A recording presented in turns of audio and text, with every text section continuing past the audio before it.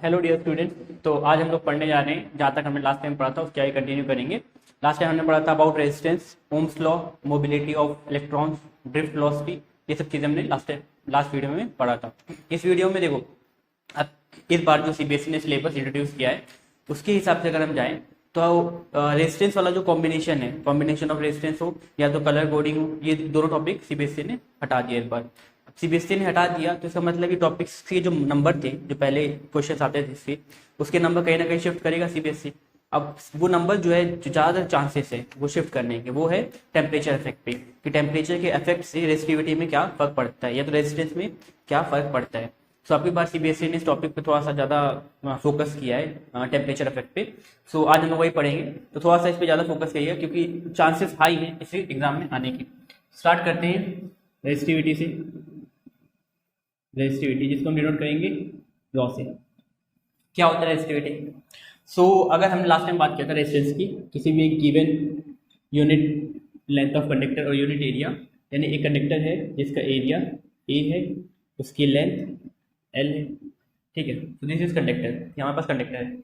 अब इसमें जो रेजिस्टिविटी होती है, रेजिस्टिविटी क्या होती है? ये एक प्रॉपर्टी होती है मीडियम की, यानी जो मीडियम जो कंडक्टर से करंट फ्लो कर रहा है, चाहे वो इंसुलेटर हो, कंडक्टर हो या जो भी हो, सबके अंदर कुछ ना कुछ रेजिस्टिविटी पहले से होती है। अब देखो रेजिस्टेंस जो होता है वो चेंज होता है। रेजिस्टेंस का हमने लास्ट टाइम फॉर्मूला लिखा था, रेजिस्टेंस होता है R is equal to rho L by ए।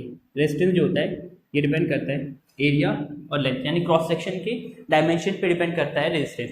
मगर जब हम बात करें रेजिस्टिविटी, रेजिस्टिविटी देखो यहाँ पे रॉ है ना, रेजिस्टिविटी होता है, रेजिस्टेंस डायरेक्टली प्रोपोर्शनल होता है रेजिस्टिविटी की। अगर हमने बोला किसी कंडक्टर को उठाया हमने, फॉर एग्जांपल हमने कॉपर की वायर लिया और सिल्वर की वायर लिया, तो रेजिस्टिविटी जो होती है सिल्वर की कम होती है। कैसे पता? हमने एक्सपेरिमेंट किया और हमने देखा कि सिल्वर वायर है सेम अमाउंट का, जैसे हमने सिल्वर वायर लिया, ये एक कॉपर वायर लिया, ये this is copper wire and ये सिल्वर वायर है, ठीक है। अब सॉरी, तो ये सिल्वर वायर है, कॉपर वायर है, दोनों की लेंथ जो है सेम है एल, दोनों का एरिया सेम है ए, बट स्टिल रेजिस्टेंस जो होता है कॉपर का ज़्यादा है एज कम्पेयर टू सिल्वर। अब देखो यहाँ पे अगर हम फॉर्मूले पे थोड़ा सा ज़्यादा फोकस करें तो यहाँ पे लेंथ दोनों का सेम है, एरिया दोनों का सेम है, तो रेजिस्टेंस फिर क्यों चेंज हो रहा है? रेजिस्टेंस को सेम होना चाहिए था, और यहाँ पे रेजिस्टेंस चेंज क्यों हो रहा है? Because of resistivity. रेजिस्टिविटी जो होती है प्री डिफाइंड होती है, यानी कोई मीडियम अगर हमने ले लिया तो उसकी रेजिस्टिविटी फिक्स होगी, वो चेंज नहीं करेगी। रेजिस्टिविटी क्या होती है? मीडियम की प्रॉपर्टी होती है कि वो करंट को कितना इजीली, मतलब जो करंट जा रहा है उसको रोकने की क्षमता को हम बोलते हैं। यानी अगर कोई हमारे पास वायर है उसमें करंट फ्लो कर रहा है, सो जो सॉरी, जो ज़्यादा करंट को रोकेगा, जो मीडियम ज़्यादा करंट को रोकता है उसकी रेजिस्टिविटी ज़्यादा होती है, जो मीडियम कम रोकता है करंट को उसकी रेजिस्टिविटी कम होती है, ठीक है। तो रेजिस्टिविटी क्या होती है? मीडियम की प्रॉपर्टी होती है, तो it is property of medium to resist the flowing current, ठीक है। इट इज प्रीडिफाइंड क्वांटिटी, ये एक प्रीडिफाइंड क्वांटिटी होती है, यानी ये पहले से फिक्स होती है, इसकी वैल्यू हर एक मटेरियल के लिए फिक्स है। कोई भी मटेरियल हमने लिया, जैसे कॉपर है इसकी रेजिस्टिविटी फिक्स होगी पहले से, सिल्वर है इसकी रेजिस्टिविटी फिक्स होगी, ये चेंज नहीं करती। अगर हमने एरिया बढ़ा दिया रेजिस्टिविटी चेंज नहीं होगी, रेजिस्टेंस चेंज हो जाएगा एरिया बढ़ाने से या एरिया घटाने से, लेंथ बढ़ाने से। डायमेंशंस में अगर हम कुछ छेड़छाड़ी करें तो उसमें रेजिस्टेंस चेंज होगा मगर रेजिस्टिविटी चेंज नहीं होगी, क्योंकि क्या है? फिजिकल प्रॉपर्टी होती है मटेरियल की, ठीक है। सो अगर हम रेजिस्टेंस का फॉर्मूला को बताइए, रेजिस्टेंस फॉर्मूला होता है rho L by A, rho L by A, ठीक है। यहाँ से अगर हम रेजिस्टिविटी निकालें, रेजिस्टिविटी का हो जाएगा एरिया डिवाइड में हो जाएगा तो मल्टीप्लाई में रेजिस्टेंस इंटू एरिया, ये मल्टीप्लाई में हो जाएगा तो डिवाइड, तो बन जाएगा रेजिस्टिविटी का फॉर्मूला, ठीक है। यहाँ से अगर इसकी एसआई यूनिट निकालने की कोशिश करें तो एसआई यूनिट क्या हो जाएगी इसकी? देखो रेजिस्टेंस की होती है ओम, ठीक है, एरिया की मीटर स्क्वायर और लेंथ की मीटर, तो मीटर से मीटर स्क्वायर कट जाएगा, एसआई यूनिट हो जाएगी ओम मीटर। तो रेजिस्टिविटी को हम नापते हैं ओम मीटर में, ठीक है। यानी किसी भी क्रॉस सेक्शन में कितनी ज़्यादा वो रेजिस्टेंस प्रोवाइड कर रहा है, किसी भी cross section of wire, same cross section of wire, जिसका रेजिस्टिविटी ज़्यादा होगा वो ज़्यादा रेजिस्टेंस प्रोवाइड करेगा टू द सर्किट में, ठीक है। अब देखो हमको पता है कि अगर हमको किसी भी कंडक्टर में करंट को फ्लो कराना होता है, किसी भी कंडक्टर में करंट को फ्लो कराना है, ठीक है, तो हम क्या करते हैं? एक्सटर्नल इलेक्ट्रिक फील्ड अप्लाई करते हैं। यहाँ हमने इलेक्ट्रिक फील्ड लगाया, अब यहाँ पे इलेक्ट्रिक फील्ड पॉजिटिव से नेगेटिव तरफ जाएगा, ठीक है। अभी इलेक्ट्रॉन कहाँ अट्रैक्ट होंगे? पॉजिटिव की तरफ नेगेटिव चार्ज पार्टिकल्स इलेक्ट्रॉन की तरफ अट्रैक्ट होंगे। तो देखो इलेक्ट्रॉन इधर अट्रैक्ट होंगे तो करंट फ्लो करेगी। मगर मान लो अगर हम बात करें किसी भी मटेरियल की जिसकी रेसिस्टिविटी ज़्यादा है, अब रेसिस्टिविटी ज़्यादा है तो इलेक्ट्रॉन्स का इजीली अवेलेबल नहीं है, इलेक्ट्रॉन की मोबिलिटी कम है ना, इलेक्ट्रॉन इजीली अवेलेबल नहीं, चल नहीं रहे, तो इसमें मतलब क्या करना पड़ेगा, इलेक्ट्रिक फील्ड को बढ़ाना पड़ेगा, एक्सटर्नल इलेक्ट्रिक फील्ड को बढ़ाना पड़ेगा, जिसकी वजह से क्या है फिर इलेक्ट्रॉन मूव कर पाएंगे। तो अगर हम बोले किसी मटेरियल की रेसिस्टिविटी ज़्यादा होती है तो उसमें हमको ज़्यादा इलेक्ट्रिक फील्ड लगाना पड़ेगा इलेक्ट्रॉन को फ्लो कराने के लिए, यानी करंट को प्रोड्यूस करने के लिए। हम लिखते हैं the higher is the resistivity the larger is electric field or potential difference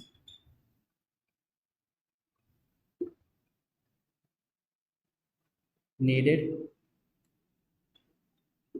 to generate बोल सकते हैं, प्रोड्यूस बोल सकते हैं, जो लिखना चाहें, to produce current in that material. ठीक है, तो जितना ज़्यादा हमारे पास रेसिस्टिविटी होगी किसी मीडियम की उतने ज़्यादा हमको क्या करना पड़ेगा उसमें इलेक्ट्रिक फील्ड या तो potential difference, potential difference battery लगाती है, यानी बैटरी बड़ी लगानी पड़ेगी अगर उससे करंट फ्लो कराना है ना। तो वही लिखा है the higher is the resistivity the larger is the electric field और potential difference needed to generate और produce current in the material, यानी अगर उससे करंट फ्लो करवाना है हमको उस मटेरियल से, उसकी रेसिस्टिविटी ज़्यादा है, ठीक है, तो हमको क्या करना पड़ेगा ज़्यादा अमाउंट ऑफ इलेक्ट्रिक फील्ड लगानी पड़ेगी ताकि इलेक्ट्रॉन फ्लो कर पाए। अगर छोटी सी इलेक्ट्रिक फील्ड आएंगे तो इलेक्ट्रॉन फिक्स है, वो मूव नहीं कर रहे, रेसिस्टिविटी ज़्यादा है, इलेक्ट्रॉन अवेलेबल कम तो वो फ्लो नहीं करेंगे। तो ये होता है कॉन्सेप्ट ऑफ रेसिस्टिविटी, नोट करना है कर सकते हैं। तो अब इसके बाद जो अगला टॉपिक है हमारा है effect of temperature, effect of temperature on resistance और रेसिस्टिविटी।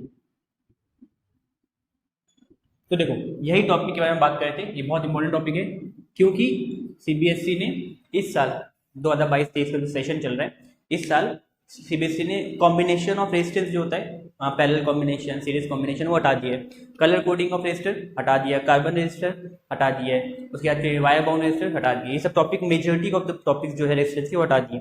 तो उसके जो नंबर है वो कहीं ना कहीं शिफ्ट करेगा। तो सीबीएसई का जो इस बार ज़्यादा फोकस रहेगा क्वेश्चन पेपर में वो फोकस रहेगा इस पे, यानी ये टॉपिक है इस पे ज़्यादा क्वेश्चन पुटअप करेगा, ठीक है। सो इंपॉर्टेंट टॉपिक बन जाते हैं अपने आप में, ठीक है, जो नया सिलेबस है उसके हिसाब से। सो टेम्परेचर का इफेक्ट क्या होता है, देखो अगर हम किसी कंडक्टर की बात करें, ठीक है, किसी भी कंडक्टर की बात करें उस पर अगर हम टेम्परेचर इंक्रीज कर रहे हैं, जो उसका टेम्परेचर है डेल्टा टी इंक्रीज है तो डिक्रीज कर रहे हैं, कुछ भी कर सकते हैं। अगर हम एक जनरल फैक्टर लेकर चले कि हम टेम्परेचर को इंक्रीज कर रहे हैं तो क्या होगा, तो देखो एटम्स के अंदर क्या होते हैं, वैलेंस इलेक्ट्रॉन होते हैं, फ्री इलेक्ट्रॉन होते हैं जो कि बंधे होते हैं उनके प्रोटॉन से by the electrostatic force. Electrostatic force की वजह से क्या होता है, प्रोटॉन इलेक्ट्रॉन बंधे होते हैं। अगर हमने क्या किया, टेम्परेचर को बढ़ाया, टेम्परेचर बढ़ाएंगे यानी उसको हम क्या दे रहे हैं, हीट एनर्जी दे रहे हैं, उसको हम हीट एनर्जी दे रहे हैं। टेम्परेचर बढ़ाएंगे गर्मी बढ़ेगी यानी उसको हीट एनर्जी मिल रही है, किसको, मटेरियल को, उस कंडक्टर को या जो भी मटेरियल है ना।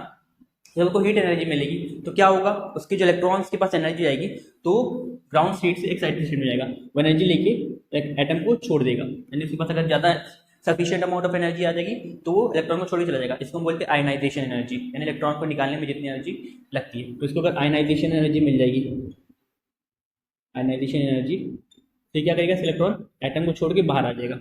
अब एटम को छोड़ के बाहर आ गया उसका इलेक्ट्रॉन, तो क्या है यहाँ पे फ्री इलेक्ट्रॉन मिल रहे हैं। तो हमने एक चीज नोटिस की कि जैसे जैसे हम टेम्परेचर बढ़ाते हैं इलेक्ट्रॉन्स और अवेलेबल होते हैं, और इलेक्ट्रॉन जितने ज़्यादा अवेलेबल होंगे उतनी ज़्यादा कंडक्टिविटी बढ़ेगी, फ्री इलेक्ट्रॉन्स अवेलेबल होंगे वही बिजली को कंडक्ट करेंगे, यहाँ पे इलेक्ट्रॉन बढ़ता है। ये पहला फैक्टर है। दूसरा फैक्टर क्या होता है, अब मान लो जैसे हमने यहाँ पर एटम है, दिस इज अवर एटम, जो भी मटेरियल जैसे आयरन है तो ये आयरन का एटम है, कॉपर का एटम है, सिल्वर का एटम है, कोई इंसुलेटर है उसका एटम है। जब हम टेम्परेचर को बढ़ाएंगे तो क्या होगा, टेम्परेचर बढ़ाने की वजह से जो एटम है उसको काइनेटिक एनर्जी मिलेगी, ठीक है, एनर्जी मिल रही है फॉर्म ऑफ एनर्जी, तो उसके एटम ना वाइब्रेट करना शुरू कर देंगे। अब जब भी एनर्जी मिलती है तो क्या होता है, ये हमने थर्मोडायनेमिक्स में पढ़ा है, लास्ट क्लास 11th में थर्मोडायनेमिक्स चैप्टर में हमने पढ़ा था कि जब भी हम एनर्जी देते हैं किसी भी मटेरियल को तो उसके एटम जो होते हैं वो क्या करने लगते हैं, वाइब्रेट करने लगते हैं। तो यहाँ पे क्या होगा, ये वाइब्रेट करने लगेगा, ये मूव करने लगेगा, ऐसे ऐसे ऐसे, है ना, तो ये मूव करने लगेगा, कभी यहाँ कभी यहाँ। अब एटम मूव करेगा, सो क्या है, फॉर एग्जाम्पल कोई इलेक्ट्रॉन बिजली लेके जा रहा है, तो देखो चांसेस के ज़्यादा है इसे टकराने के। अगर वो एटम ऐसे मूव कर रहा है, ऐसे मूव कर रहा है, देखो इलेक्ट्रॉन ऐसे जा रहा है, तो उससे चांसेस ज़्यादा है टकराने के एज कम्पेयर टू पहले। जब एटम रुका हुआ था, स्टेबल था, तब क्या था, इलेक्ट्रॉन निकल जाता है इसलिए। अब इलेक्ट्रॉन वाइब्रेट करने लगा, तो इसकी वजह से क्या है, सॉरी एटम वाइब्रेट करने लगा, तो इलेक्ट्रॉन या एटम के अंदर प्रेजेंट इलेक्ट्रॉन वाइब्रेट करने लगेंगे, जिसकी वजह से क्या है, कोलिजन का चांसेस ज़्यादा इंक्रीज हो जाता है। तो हम बोलेंगे कोलिजन का जो चांसेस है वो क्या हो जाएगा, इंक्रीज हो जाएगा। ठीक है, दो चीज़ें होती है, तो इन्हीं दोनों फैक्टर को हम कंसिडर करेंगे और देखेंगे कि चाहे वो मेटल हो, चाहे वो नॉन मेटल हो, चाहे वो कोई भी सब्सटेंस हो, उसमें ये दोनों क्या फैक्टर प्ले करते हैं, क्या इंपॉर्टेंट रोल प्ले करते हैं। ठीक है, तो हम देख सकते हैं कि ऑन इंक्रीजिंग टेम्परेचर, टेम्परेचर बढ़ाने से the atom starts vibrating more, atoms vibrate करना शुरू कर देते हैं, है ना, ये पहला फैक्टर हो गया। ऑल्सो बिकॉज ऑफ दिस, इसकी वजह से क्या होगा, the collision of electrons increases, electron की कोलिजन इंक्रीज हो जाती है, इलेक्ट्रॉन जो जा रहा है वो कोलाइड करने के चांसेस बढ़ जाएंगे। ठीक है, दूसरा फैक्टर क्या है, on the other hand on increasing temperature, temperature the valence electron from atoms are easily available to conduct electricity।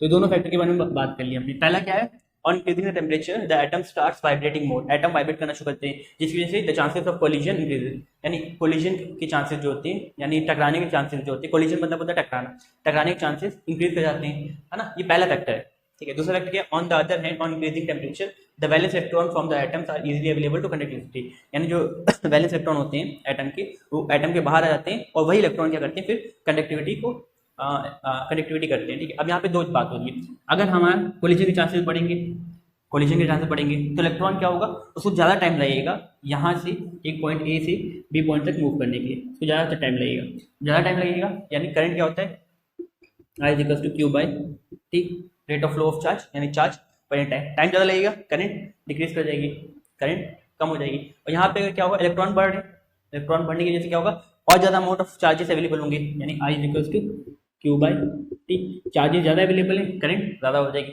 तो एक केस में करंट बढ़ रही है, एक केस में करंट कम हो रही है। तो यही दोनों फैक्टर को लेके हम चलेंगे आगे मेटल्स एंड नॉन मेटल्स में, समझने के लिए क्या होता है उनके फर्क। ठीक है, रेजिस्टिविटी पे पहला है मेटल्स, जिसको हम बोलते हैं कंडक्टर, कोई भी कंडक्टर होता है। कंडक्टर के केस में क्या होता है, अब देखो कंडक्टर के केस में अगर हम समझें, तो कंडक्टर के पास बहुत बहुत बहुत हायर, मतलब करोड़ों अरबों खरबों उनके पास इलेक्ट्रॉन्स फ्रीली अवेलेबल होते हैं जो बिजली को कंडक्ट करते हैं। तो अगर उसमें हम बात करें टेम्परेचर बढ़ाने से इलेक्ट्रॉन्स कितने निकलेंगे फ्री, तो उतने सॉरी इलेक्ट्रॉन्स क्या है, उनके पास ऑलरेडी बहुत ज़्यादा अवेलेबल है कंडक्ट करने के लिए बिजली। तो अगर हम और इलेक्ट्रॉन निकालेंगे तो ज़्यादा फर्क नहीं पड़ेगा। इट्स लाइक कि जैसे मान लो स्विमिंग पूल है हमारे पास, स्विमिंग पूल में हम जाके एक बोतल पानी डाल दिया, अब स्विमिंग पूल में वॉल्यूम में क्या चेंजेस आएगा, कुछ नहीं। अगर स्विमिंग पूल के पानी में या एक बड़े से तालाब में हमने जाके एक बोतल पानी डाल दिया, कोई फर्क नहीं आएगा। तो वही यहाँ पे होता है, यहाँ पे बहुत सारे इलेक्ट्रॉन पहले से ही अवेलेबल है हमारे पास, तो उसमें अगर हम थोड़ा सा इलेक्ट्रॉन निकलवा देंगे तो क्या फर्क पड़ेगा, ज़्यादा फर्क नहीं पड़ेगा। यानी ये डोमिनेटिंग फैक्टर नहीं है, यानी ये डिसाइडिंग फैक्टर नहीं है, इसकी वजह से कोई फर्क नहीं आएगा मेटल्स पे। क्यों, क्योंकि देखो इलेक्ट्रॉन्स ऑलरेडी अवेलेबल हैं बहुत सारे कंडक्ट करने के लिए, अब उसमें अगर थोड़े से इलेक्ट्रॉन और इंक्रीज हो गए तो उससे क्या फर्क पड़ने वाले हैं। ठीक है, दूसरा चीज़ एटम्स कोलाइड कर रहे हैं, अब इस ये एक डोमिनेटिंग फैक्टर हो जाता है, क्योंकि इलेक्ट्रॉन्स जा रहे हैं, अब बहुत ज़्यादा इलेक्ट्रॉन्स हैं वहाँ पे, अब जब जाएंगे और एटम वाइब्रेट कर रहा है तो टकराने के चांसेस बढ़ेंगे, तो टकराने के चांसेस बढ़ेंगे तो क्या होगा, करंट कम फ्लो करेगी, करंट कम फ्लो करेगी यानी रेजिस्टिविटी इंक्रीज कर जाएगी। तो यहाँ पे मेटल्स में क्या होता है, जब हम टेम्परेचर बढ़ाते हैं तो रेजिस्टिविटी इंक्रीज कर जाती है, क्योंकि जो चार्जेस हैं कैरी करने वाले वो तो ज़्यादा नहीं बढ़ते, मगर जो वाइब्रेशन ऑफ एटम है वो ज़्यादा डोमिनेटिंग फैक्टर बन जाता है, जिसकी वजह से क्या होता है, इलेक्ट्रॉन और टकराएंगे तो क्या होगा, उसकी वजह से इलेक्ट्रिसिटी कम कंडक्ट होगी यानी रेजिस्टिविटी इंक्रीज कर जाएगी। हम नेक्स्ट देखें, in case of metals the free available electron after increasing temperature is not a dominating factor.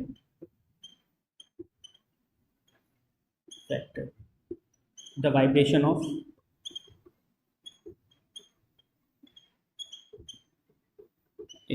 Vibration of atom एक डोमिनेटिंग फैक्टर है, ना कि फ्रीली अवेलेबल इलेक्ट्रॉन। तो इस केस में क्या होता है, देयरफॉर ऑन इंक्रीजिंग टेम्परेचर बढ़ाने से द रेजिस्टिविटी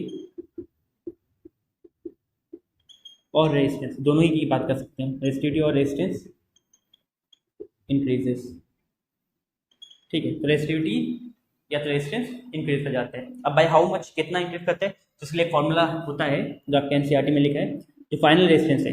यानी देखो, पहले रेजिस्टेंस मान लो कुछ था, पहले रेजिस्टेंस इनिशियल रेजिस्टेंस था, हमने टेम्परेचर बढ़ाया तो रेजिस्टेंस बढ़ गया, कितना बढ़ गया, फाइनल रेजिस्टेंस। तभी कितना रेजिस्टेंस बढ़ा, रेजिस्टेंस फाइनल जो हो जाएगा वो कितना होता है, जो होता है initial resistance RI, final resistance initial resistance 1 plus alpha delta T. Delta T मतलब change in temperature.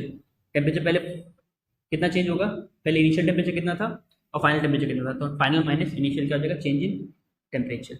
It's like अगर हम पूछें चेंज इन एज, जैसे अभी आप 10 साल के, 5 साल बाद आप 15 साल के हो जाएंगे, तो आपकी एज में कितना फर्क आया, कितना चेंज आया, तो आप बोलेंगे 5 साल। कैसे, 15 माइनस 10। तो वही चीज़ हम यहाँ पे करें, पहले टेम्परेचर कुछ था, अब कुछ और हो गया फाइनल, तो कितना टेम्परेचर चेंज हुआ, तो फाइनल माइनस इनिशियल, वही चीज़ कर रहे हैं। ठीक है, तो ये फॉर्मूला बन जाता है। रेजिस्टिविटी के लिए भी सेम फॉर्मूला होगा, क्योंकि रेजिस्टेंस क्या होता है, रेजिस्टेंस होता है रॉ, यहाँ पे फाइनल है तो final L by A, rho initial L by A, यहाँ L से L कट जाएगा, क्योंकि वायर की लेंथ में तो ज़्यादा फर्क नहीं पड़ता। हमको पता है टेम्परेचर बढ़ाने से लेंथ ऑफ वायर इंक्रीज करती है, वो कहाँ भी हम आगे पढ़ेंगे, क्लास 11 में हमने पढ़ा भी होगा शायद से, उसमें स्ट्रेस स्ट्रेन वाले टॉपिक में, कि टेम्परेचर बढ़ाने से क्या होता है, वायर की लेंथ बढ़ती है, बट वो यहाँ पे बहुत ज़्यादा नहीं बढ़ती, बहुत कम बढ़ती है। तो यहाँ पे सेम ही है, लगभग एरिया सेम होता है। ठीक है, तो हम अगर काट दें तो ये क्या आ जाएगा, resistance, resistivity final is equal to resistivity initial 1 plus alpha T final minus T initial. ये सेम फॉर्मूला है, तो ज़्यादा चेंजेस नहीं है,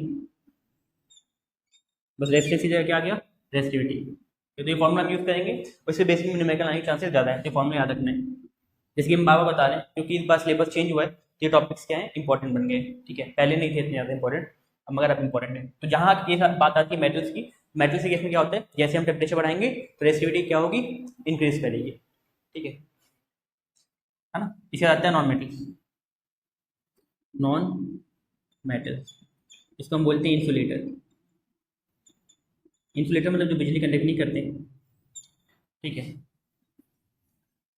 तो इनके केस में क्या होता है, इनके केस में देखो, इनके पास ऑलरेडी इलेक्ट्रॉन बहुत कम है, मतलब ऐसा मान लो स्विमिंग पूल खाली है आपके पास, तो उसमें बहुत कम इलेक्ट्रॉन, उसमें एक, अगर आप एक बोतल पानी डाल देंगे तो हाँ, पहले की कंपेयर में पानी कुछ ना कुछ तो है, पहले तो बिल्कुल नहीं था, अब है। तो वैसे यहाँ पे होता है, पहले इनका पूरा कंडक्टर में इलेक्ट्रॉन सारी, मतलब इनके पास इलेक्ट्रॉन्स तो होते हैं, मगर इलेक्ट्रॉन्स एटम से बंधे होते हैं, यहाँ पे इलेक्ट्रॉन्स एटम से बंधे होते हैं, तो फ्री अवेलेबल इलेक्ट्रॉन नहीं होते। तो जब हम टेम्परेचर बढ़ाएंगे इलेक्ट्रॉन अवेलेबल हो जाएंगे ज़्यादा, तो यहाँ पे इलेक्ट्रॉन कंडक्ट करने लगते हैं इलेक्ट्रिसिटी। अब देखो इलेक्ट्रॉन इंक्रीज होते हैं, जिससे क्या होता है, कनेक्टिविटी बढ़ती है। यहाँ पे वाइब्रेशन ऑफ एटम, देखो पहले इलेक्ट्रॉन थे ही नहीं, तो वाइब्रेशन होगा तो इलेक्ट्रॉन जाए, जब इलेक्ट्रॉन है ही नहीं, वो जाएंगे ही नहीं, तो टकराएंगे कौन, नहीं टकराएंगे। अब यहाँ पे क्या है, इलेक्ट्रॉन आ गए, तो जिस वजह से क्या है, अब वाइब्रेशन जो होता है ना, वो इंपॉर्टेंट फैक्टर नहीं रहता, क्योंकि इलेक्ट्रॉन बहुत ज़्यादा नहीं इंक्रीज करते। ऐसा नहीं कि तुम आपने बढ़ाया तो वो सीधे कंडक्टर बन गया, मतलब थोड़ा बहुत तो चेंजेस आता है, मगर बहुत ज़्यादा चेंजेस नहीं आता। इसलिए क्या होता है, रेजिस्टिविटी थोड़ा सा कम हो जाती है पहले कंपेयर में। पहले रेजिस्टिविटी कम थी, अब रेजिस्टिविटी, तो सब पहले रेजिस्टिविटी ज़्यादा थी, अब कम हो जाएगी, क्योंकि अब करंट फ्लो करने लगते हैं।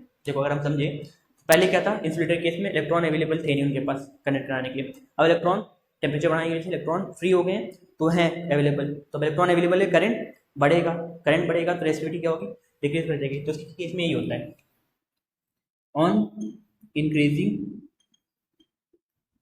Temperature the resistivity of insulators या तो non metals decreases as there will be more free electrons to conduct electricity, है ना। यहाँ पे रेजिस्टेंस बढ़ाने से और फिर टेम्परेचर बढ़ाने से रेसिस्टिविटी क्या होती है, कम होती है। इसका उल्टा है, ठीक है। तो इसका ग्राफ भी आ जाता है कभी एग्जाम में, तो अगर हम चाहें तो ग्राफ बना सकते हैं इसका दोनों का। अगर हम देखें यहाँ पे मेटल्स के केस में, तो ये है, मान लो ये रेसिस्टिविटी है, ये टेम्परेचर है ना। जैसे जैसे हम टेम्परेचर बढ़ा रहे हैं रेसिस्टिविटी इंक्रीज कर रही है। तो ग्राफ बना देखो, जैसे जैसे टेम्परेचर बढ़ा रहे हैं रेसिस्टिविटी इंक्रीज कर रही है। स्टार्टिंग में रेसिस्टिविटी बहुत तेजी से, टेम्परेचर बढ़ाने से रेसिस्टिविटी बहुत कम इंक्रीज करती है, एक टाइम पे रेसिस्टिविटी बहुत ज़्यादा इंक्रीज हो जाती है, ठीक है। क्योंकि एटम जब एकदम वाइब्रेट करने लगेंगे, जहाँ पे कोलिजन बहुत ज़्यादा हो जाएगा, वहाँ पे रेसिस्टिविटी देखो लीनियरली इंक्रीज करने लगती है। तो ये होता है ग्राफ किसका, resistivity versus temperature for metals. पूछ सकते हैं एग्जाम में, इसलिए इंपॉर्टेंट है। दूसरा है temperature versus resistivity for non metals.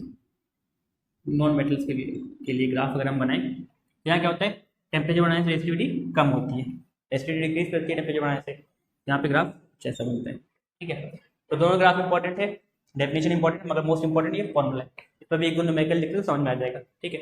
Note करना चाहें तो कर सकते हैं। तो जैसे कि क्वेश्चन दिया है, the temperature coefficient of the resistance of the wire is 0.00125। तो चलो फॉर्मूला एक बार लिख लेते हैं।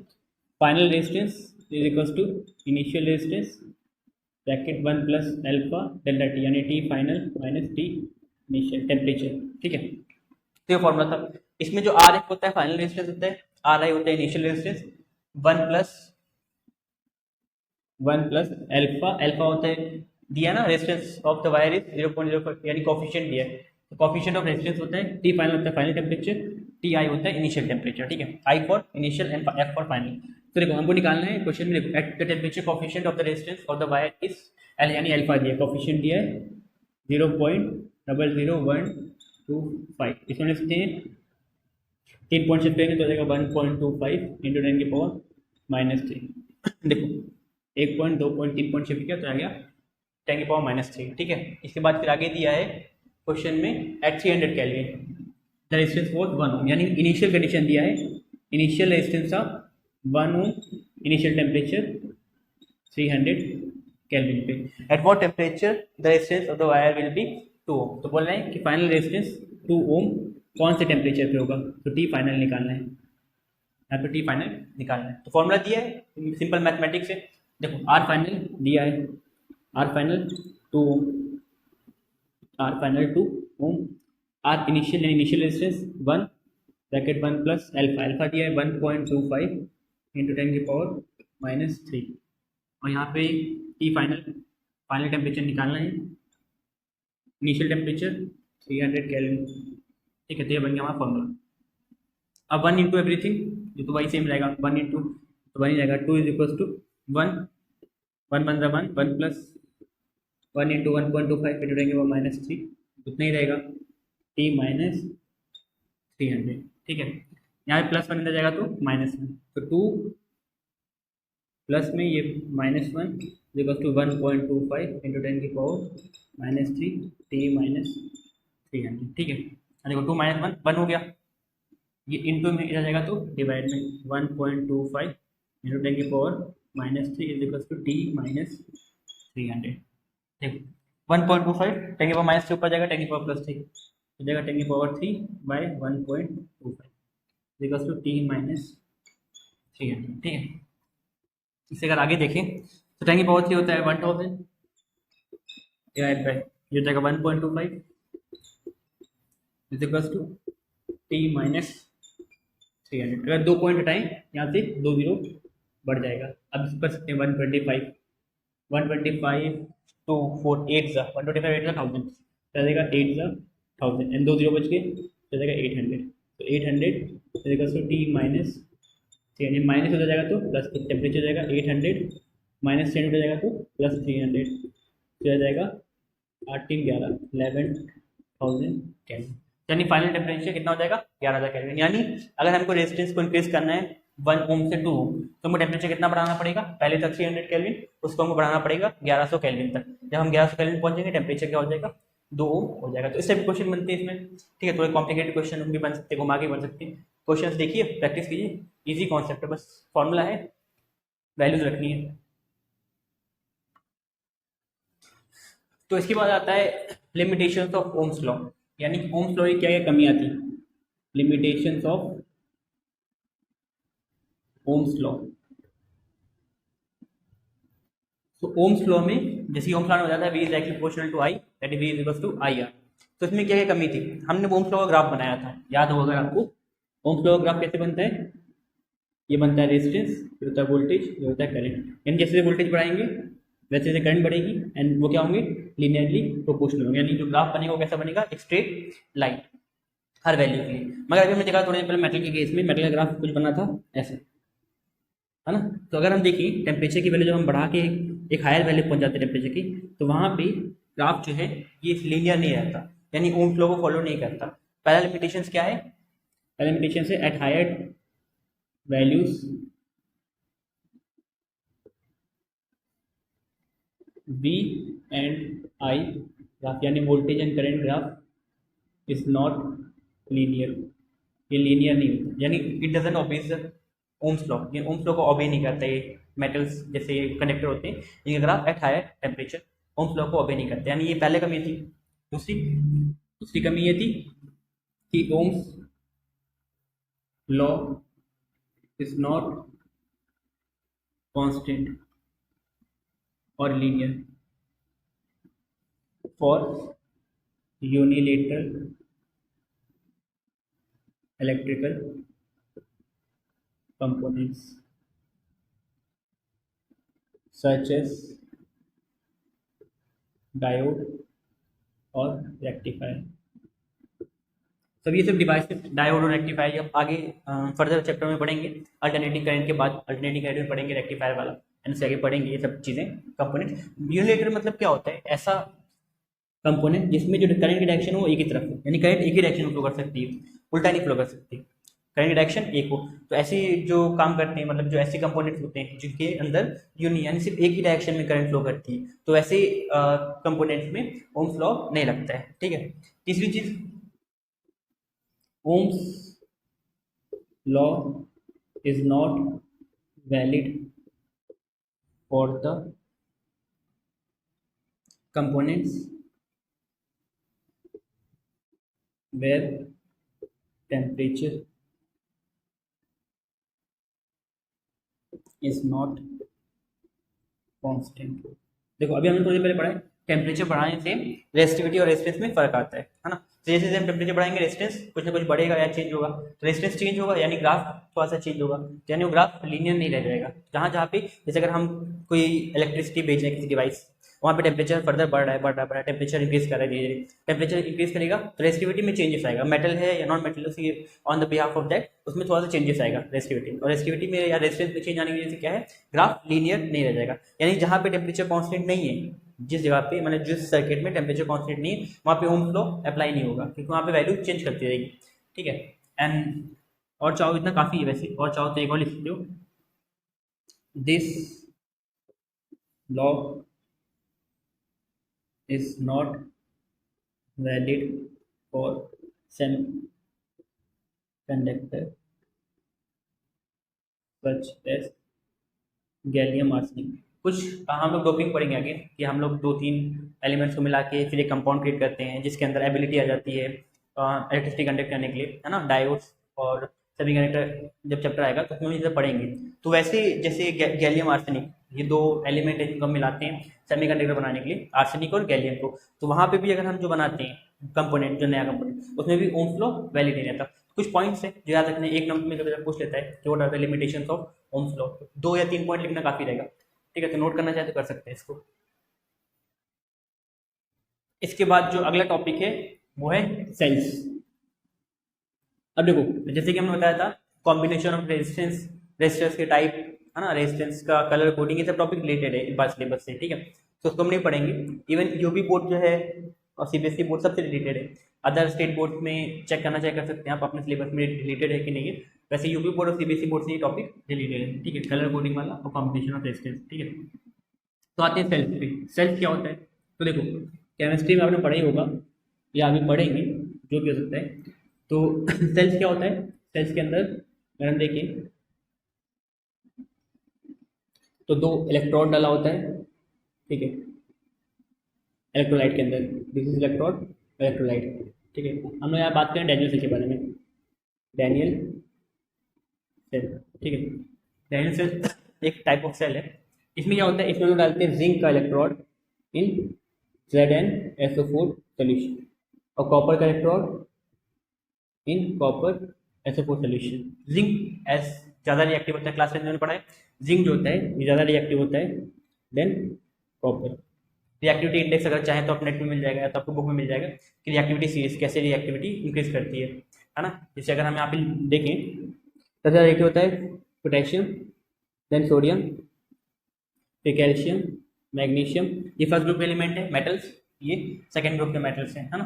देन एल्युमिनियम ये थर्ड ग्रुप का, ये डी ब्लॉक एलिमेंट।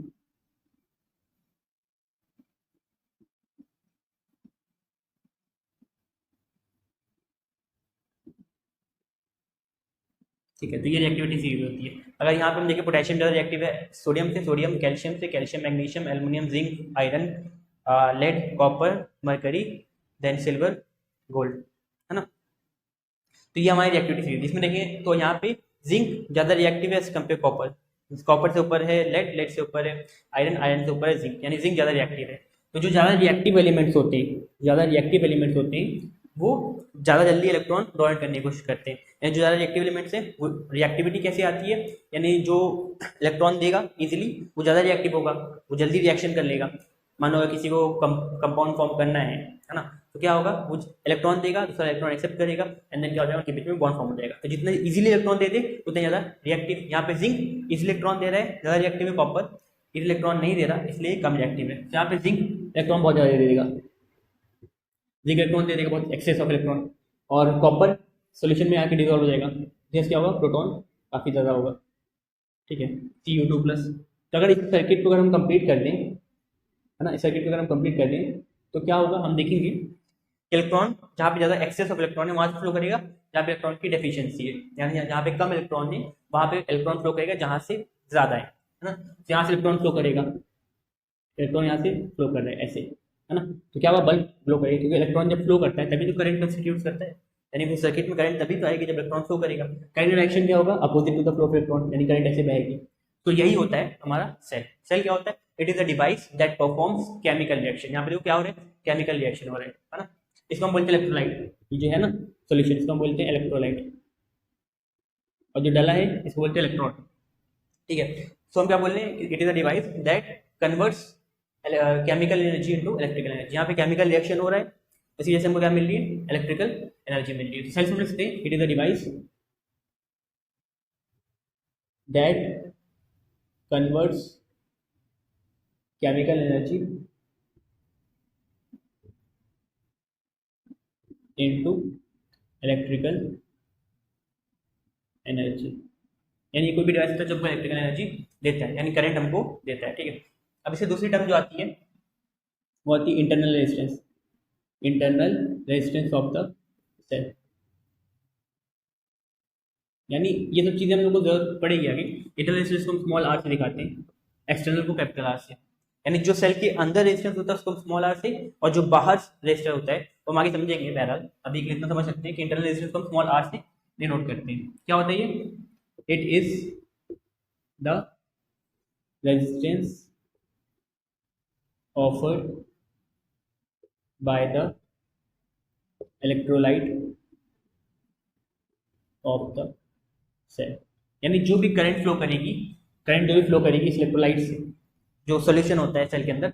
तो अब सोल्यूशन देखो, हम पहले बता चुके हैं कि रेजिस्टिविटी जो होती है चाहे कितना भी अच्छा कंडक्टर क्यों ना हो, कुछ ना कुछ रेजिस्टिविटी इसके अंदर होगी, है ना। और यहाँ पे रहा सवाल इलेक्ट्रोलाइट का, इलेक्ट्रोलाइट के अंदर रेजिस्टिविटी होती है, बहुत ज़्यादा नहीं होती मगर कुछ कुछ तो होती है ना। तो रेजिस्टिविटी होगी, यानी यहाँ पे रेजिस्टिविटी जो सेल के अंदर है। अब ये देखो एक पार्ट नहीं है बाहर का, अगर हम एक सेल को देखें, ये बैटरी है, ये कनेक्टेड है कोई डिवाइस, लेट्स से फ्रिज, ये बैटरी है, इसको हम सेल बोल सकते हैं, सेल ही लिखते हैं। ये एक सेल है जो कनेक्टेड है रेफ्रिजरेटर से, यानी फ्रिज से, ठीक है।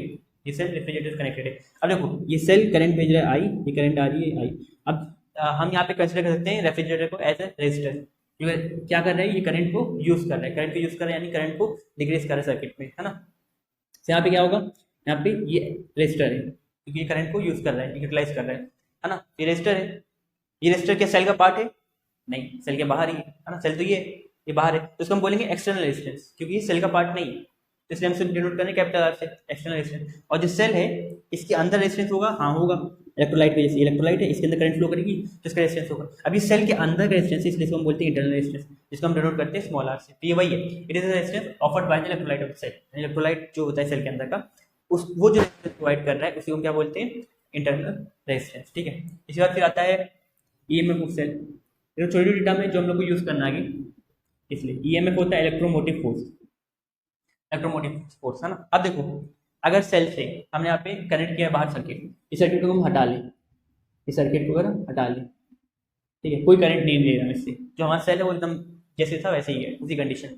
यहाँ पे हमने इसे कोई करंट लेनी नहीं है, जब इसे हम कोई करंट नहीं लेंगे तो यहाँ पे जो भी पोटेंशियल डिफरेंस होगा इस सेल में, यानी इस सेल में देखो एक्सेस ऑफ इलेक्ट्रॉन है, नेगेटिव चार्ज है, एक तरफ एक्सेस ऑफ पॉजिटिव चार्ज है, तो क्या होगा इसके अंदर पोटेंशियल डिफरेंस तो होगा। उस पोटेंशियल डिफरेंस को हम क्या बोलते हैं, ईएमएफ, जब हम उससे कोई करंट ना लें। यानी जो हमारा सेल के अंदर कैपेसिटी है, कितना वोल्टेज वो दे सकता है हमको, उसी को हम क्या बोलते हैं, ईएमएफ ऑफ द सेल। मगर हम अगर मान लो बाहर से हम करंट लेंगे, ठीक है, पोटेंशियल डिफरेंस कम होगा, डिक्रीज करेगा, बिकॉज चार्जेस क्या हो रहे हैं, शिफ्ट होने के लिए दूसरी जगह पे, है ना। और चार्जेस भी हमको क्या देते हैं, पोटेंशियल डिफरेंस देते हैं। एक तरफ बहुत ज़्यादा नेगेटिव चार्ज है तो बहुत ज़्यादा पॉजिटिव चार्ज है, जैसे हम अगर सर्किट से कनेक्ट करेंगे दोनों को, क्या हुआ, इलेक्ट्रॉन बहुत तेजी फ्लो करेंगे।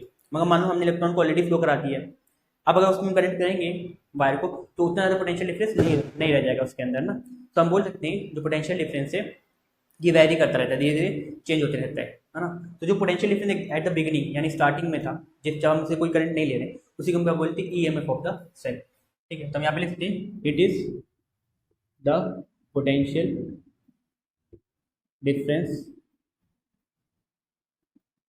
Of the cell when no current is drawn from it। जब उसे हम कोई करंट को नहीं दे रहे हैं तब जो हमारा ईएमएफ होगा वही क्या होगा, पोटेंशियल डिफरेंस।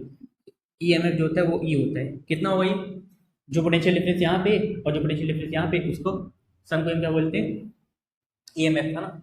अब देखो यहाँ पोटेंशियल डिफरेंस मान लो 3 वोल्ट है या 2 वोल्ट है, तो कितना हो जाएगा total net potential difference, 3 minus 2 1 volt, है ना। पहले सकते हैं ई राइट माइनस ई लेफ्ट, या ई जो भी रिडक्शन माइनस ऑक्सीडेशन, जो भी लिखना है इसको, ई राइट माइनस ई लेफ्ट। अब यहाँ पे देखो हमेशा जो यही चीज़ रखना है, इधर हम रिडक्शन लिखते हैं, इधर ऑक्सीडेशन लिखते हैं। ऑक्सीडेशन वो एलिमेंट करता है जो इलेक्ट्रॉन देता है। यहाँ पे इलेक्ट्रॉन कौन दे रहा है, जिंक इलेक्ट्रॉन दे रहा है, तो जिंक क्या है, ऑक्सीडेशन कर रहा है, और यहाँ पे कॉपर रिडक्शन हो रहा है, कॉपर, ठीक है। तो यहाँ पे एक इस तरह का copper, E copper minus E zinc.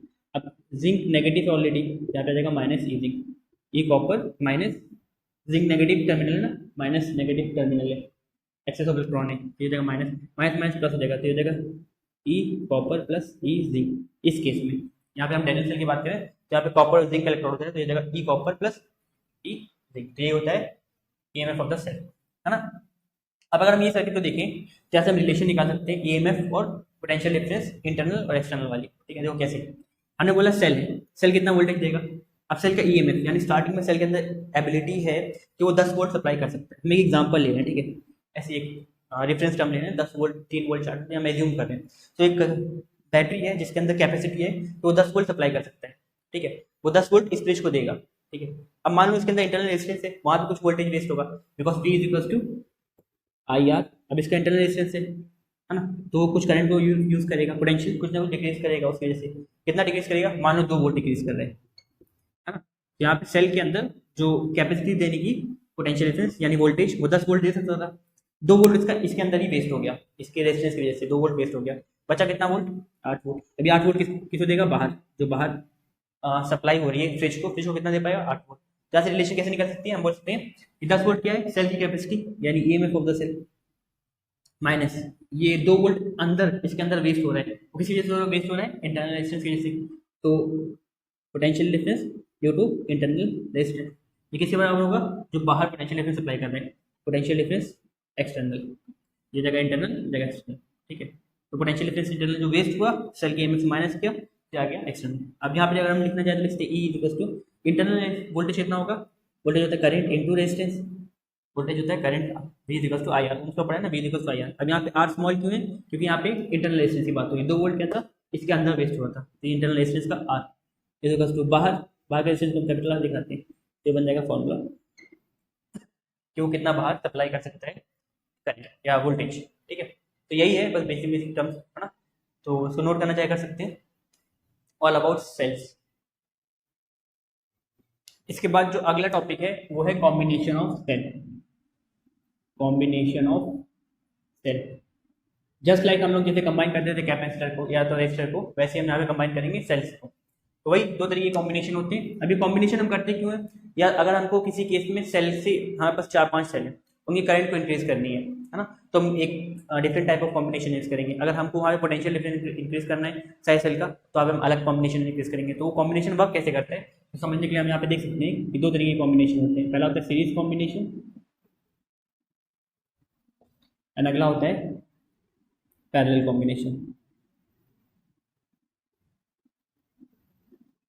ठीक है। सीरीज कॉम्बिनेशन क्या होता है, जब हम लोग हमारे पास एक सेल है, ठीक है, इस सेल का इंटरनल रेजिस्टेंस होगा, इसको अगर हम कनेक्ट करें अगले सेल से, उसका इंटरनल रेजिस्टेंस एंड वो अगले सेल से उसका internal resistance and so on, उसी को हम क्या बोलते हैं सीरीज कॉम्बिनेशन। जब negative terminal of a battery is connected to positive terminal of other battery and negative terminal then positive then negative and positive and so on. तो जब हम ऐसा सेटअप करते हैं जहाँ पे नेगेटिव टर्मिनल या पॉजिटिव टर्मिनल दूसरे नेगेटिव या पॉजिटिव टर्मिनल के साथ कनेक्टेड होता है सेल के, उसी को हम बोलते हैं सीरीज कॉम्बिनेशन। जहाँ पे क्या होता है, in this combination negative terminal of one cell is connected to positive terminal of other cell and so इसी तरह जब भी हम सेटअप करते हैं तो वहाँ पे हम बोलते हैं series combination.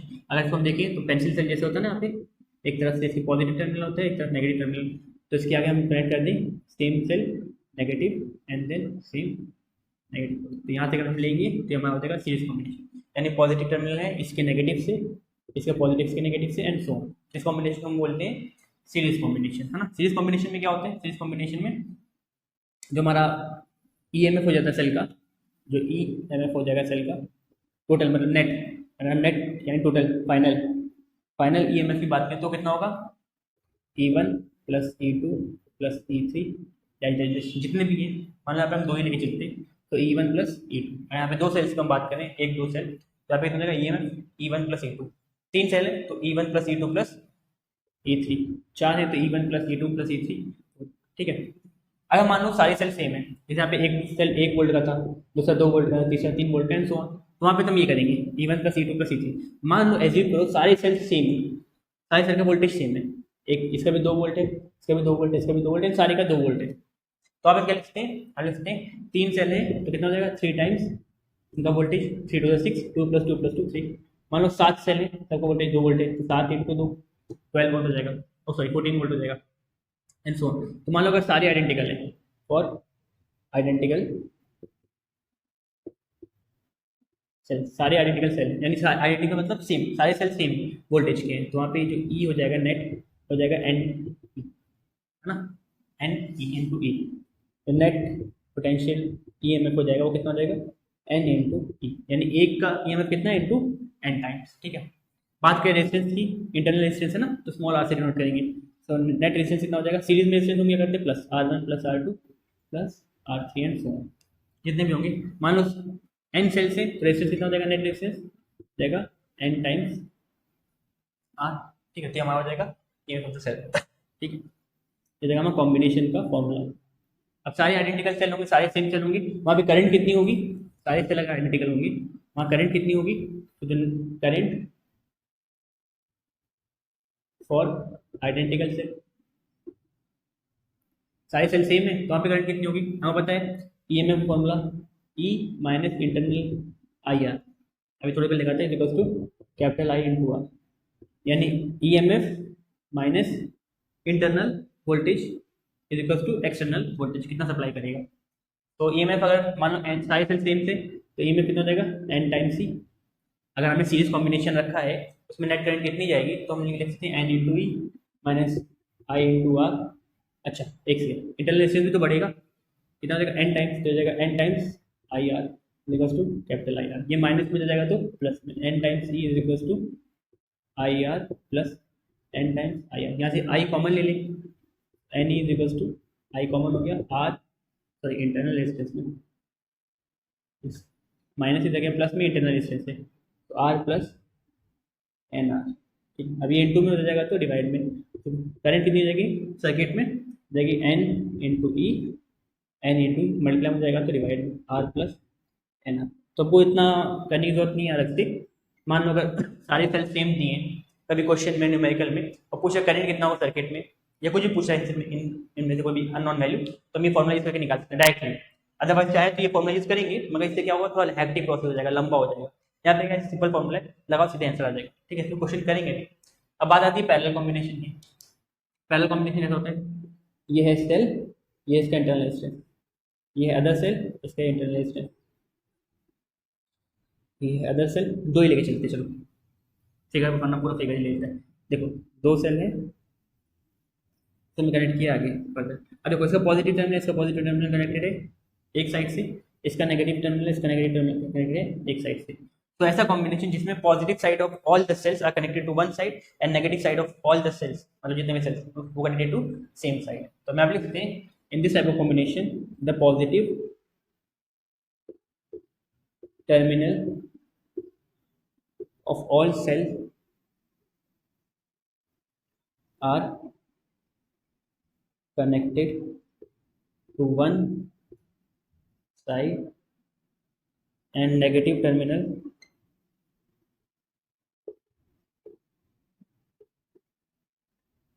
of all cells are connected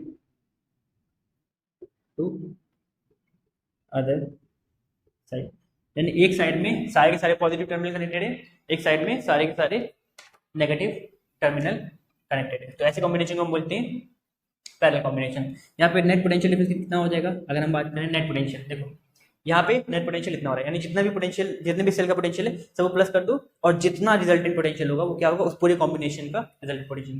यहाँ पे कितना होगा ई नेट, यहाँ पे फॉर्मूला अलग है, यहाँ पे हम करते हैं मान लो यहाँ पे ये सेल है, इसे पोटेंशियल है E1, इसका है E2, ठीक है, इसका इंटरनल रेजिस्टेंस है R1, ये R2, तो ये फॉर्मूला बन जाएगा इसका E1 R2 plus E2 R1 bye R1 plus R2, EMF का E1 R2 plus E2 R1 bye R1 plus R2, ये फॉर्मूला बन जाएगा नेट EMF का, ठीक है। अगर बात करें नेट रेजिस्टेंस की, तो पहले कॉम्बिनेशन में पता है क्या होता है net resistance, 1 by net resistance is equal to 1 by R1 plus 1 by R2 and so on, ठीक है, इसको हम बोलते हैं नेट रेजिस्टेंस। अब यहाँ भी बात करते हैं आइडेंटिकल सेल की। मान लो अगर सारे सेल सेम है, सारे सेल्स सेम है, identical cell for identical cell, यानी सारे सेल का जितने भी सेल कनेक्टेड है पैरेलल में सबका वोल्टेज और इंटरनल रेजिस्टेंस सेम है, सब सेम टाइप ऑफ सेल्स है। तो वहाँ पे जो नेट रेजिस्टेंस हो जाएगा देखो कितना हो जाएगा 1 by R is equal to 1 by R1 plus 1 by R2 plus 1 by R3 and जब करते जाएंगे देखो इसमें क्या होगा वोल्टेज सेम हो गया, सबका रेजिस्टेंस सेम हो गया। अब सब सेल सेम तरीके के सबका रेजिस्टेंस क्या हो जाएगा सेम हो जाएगा, चाहे पे R सेम है बेस सेम है तो हमने प्लस किया ऊपर 1 प्लस 1 प्लस 1 3, 4 होंगे तो 4 बाई 3, 5 होंगे तो 5 बाई 3, 6 होंगे 6 बाई 3, मान लो n होंगे तो n बाई R, सॉरी एक होगा तो 1 बाय R, 2 होगा तो 2 बाय R, 3 होगा 3 बाय R, 4 होगा 4 बाय R, n होगा तो n बाय R, ये जगह नेट रेजिस्टेंस और E तो सेम रहता है, ठीक है। तो आइडेंटिकल रेजिस्टेंस के लिए जो रेजिस्टेंस हो जाते हैं n बाय हो जाएगा। अब देखो 1 बाय R आ रहा है ना, 1 बाय R नेट, हमको तो R नेट चाहिए, इसको अगर हम रेसिप्रोकेट कर देंगे उल्टा कर देंगे तो नेट रेजिस्टेंस कितना आ जाएगा R बाय n, ठीक है। तो ये हम यूज करेंगे, इसका मैंने निकाल लिया। अब यहाँ पे सारे आइडेंटिकल सेल के लिए क्या होगा, फॉर आइडेंटिकल सेल कितना करंट होगी, करंट फॉर आइडेंटिकल सेल अब हमको पता है फॉर्मूला, वही अप्लाई करेंगे, E minus I R is equal to capital I R, यानी यहाँ पे E M F minus internal resistance is equal to external E M F minus internal voltage is equal to external voltage. ठीक है, तो यहाँ पे E M F कितना रहेगा, तो उसमें रहेगा ई माइनस इंटरनल रेजिस्टेंस कितना जाएगा आर बाई एन, तो यहाँ पे लिखते हैं आई आर बाई एन, और एक्सटर्नल तो आई आर ही रहेगा। ठीक है, यहाँ से एन हटाना है, हम सारी इक्वेशन को एन से मल्टीप्लाई कर देंगे, सारी इक्वेशन ऊपर वाली इक्वेशन को, तो N into E N E minus N I R by N, N से इंटू के ऊपर सारी इक्वेशन को एन से मल्टीप्लाई करें, तो N into E N I R by N is equal to N into I R. ठीक है, सही है। अब ये एन और ये एन कट गया, ये माइनस में जाएगा तो प्लस में, तो N into E is equal to N I R minus I R. ठीक है, यहाँ पे कॉमन ले ली आई, तो देखो N into E is equal to I common लिया तो आ जाएगा N R minus small R. अब ये इंटू में हो जाएगा तो डिवाइड में, इंटू में हो जाएगा डिवाइड में, तो आई कितना हो जाएगा current N into E by ये इंटू में एन आर माइनस आर। तो ये हमारा जब भी सारे आइडेंटिकल सेल होंगी तो हमको करंट निकालना है, so N times E by N times capital R minus small R. ठीक है, ये बन जाएगा फॉर्मूला। तो ये होता है कॉम्बिनेशन ऑफ सेल्स। ठीक है, इस पर भी न्यूमेरिकल्स करेंगे, क्योंकि देखो हम पहले बता चुके हैं कि इस चैप्टर में जो इंपॉर्टेंट टॉपिक है वो है किरचॉफ लॉ, बहुत इंपॉर्टेंट है। व्हीटस्टोन ब्रिज पे न्यूमेरिकल आते हैं, मीटर ब्रिज पे न्यूमेरिकल्स आते हैं। ठीक है, मगर उसके सिवाय जो सबसे इंपॉर्टेंट टॉपिक बचते हुए हैं, है ना, ये सब भी इंपॉर्टेंट टॉपिक है, कॉम्बिनेशन ऑफ सेल और टेम्परेचर इफेक्ट, क्योंकि इस बार ऐड कर दिया गया है, उसको हटाने के बाद रेजिस्टर को कॉम्बिनेशन को हटाने के बाद ऐड कर दिया, रेजिस्टर का कॉम्बिनेशन हट गया, तो इसलिए ये सब टॉपिक्स क्या है ऑटोमेटिकली इंपॉर्टेंट बन जाते हैं। ठीक है, तो लिख सकते हैं चाहे तो जैसे ये क्वेश्चन बोर्ड पे लिखा है, 5 identical cells of EMF 10 volt and internal resistance 1 ohm are connected in a series to provide a supply to a resistance of 20 ohm। यानी यहाँ पे देखो, यहाँ पे बोल रहा है कि ऐसे 5 सेलें, ठीक है, ये 5 सेल सप्लाई दे रहे हैं किसको, ओ सॉरी 5 सेलें और इंटरनल रेजिस्टेंस है सबका ऐसे 5 सेल है। ठीक है, 5 सेल के पास इंटरनल रेजिस्टेंस से 1 ओम और उनका वोल्टेज है 10 वोल्ट, सब 10 वोल्टेज के सेल से उनका इंटरनल रेजिस्टेंस 1 ओम है। ठीक है, वो सप्लाई दे रहे हैं बाहर एक एक्सटर्नल रेजिस्टेंस को जिसकी वैल्यू है 20 ओम। उनको क्या निकालना है, current drawn from the supply. अब देखो इसके लिए फिर हम इसको अलग से कंबाइन करेंगे, इसका वी निकालेंगे, फिर इसको I by R V equal to I R का फॉर्मूला यूज करेंगे, तो वो लंबा पड़ जाएगा। इसलिए जब सारे सेल्स आइडेंटिकल हैं, सारे सेम है, तो वो क्या है, उसके लिए फॉर्मूला हमने निकाला था, I is equal to N times E upon R plus N R, निकाला था ना, एन आर। ठीक है, इसे यूज करना है। देखो ये क्वेश्चन इतना छोटा हो जाएगा, अदरवाइज हमको लंबे स्टेप्स करने पड़ते हैं। ठीक है, तो एन कितने सेल्स हैं, 5 सेल्स हैं, तो 5 इंटू ई कितना है, मतलब ई एम एफ 1 से 10 volt, that R external resistance कितना है 20 ओम का, प्लस एन 5 और इंटरनल रेजिस्टेंस कितना है 1, तो जाएगा 5 10 जा 50 बाई 20 प्लस 5 जाएगा 50 बाई 25, दैट इज 2। अब यहाँ पे हम क्या निकालने करंट ना, तो the unit is ampere, 2 ampere की करंट मिलेगी बाहर सप्लाई में। सप्लाई में कितनी करंट जा रही है, 2 एम्पियर की। ठीक है, तो ये हो गया हमारा आंसर। अब यहाँ पे एक नोट डाल के लिख सकते हैं आप लोग कि cells are connected in series to increase the voltage and are connected in parallel to increase the current। तो अगर आपको याद होगा बचपन में जो हम लोग करते थे, सब करते थे, हम लोग क्या करते थे, सेल्स को ऐसे ऐसे कनेक्ट कर देंगे और उससे बल्ब कनेक्ट कर देंगे। ठीक है, और बल्ब की जो इंटेंसिटी थी ग्लो करने की वो सेम रहती थी, वो ही ग्लो करता था। ठीक है, ऐसा क्यों होता था, क्योंकि उससे जो करंट जा रही थी वो सेम रहती है, वोल्टेज इंक्रीज हो जाता है, यानी इस बैटरी का वोल्टेज इंक्रीज हो जाएगा, मगर करंट जो है इससे जितनी करंट जा रही है उतनी जाएगी। तो यहाँ पे आप चाहे 1 2 या नहीं, आप यहाँ पे कितने सेल्स लगाना चाहे लगा लें। ठीक है, उसमें करंट इंक्रीज नहीं करेगी, क्या इंक्रीज करेगा, वोल्टेज। यही नोट बोल रहे हैं। Cells are connected in series, cell को हम सीरीज में क्यों कनेक्ट करते हैं? To increase the voltage.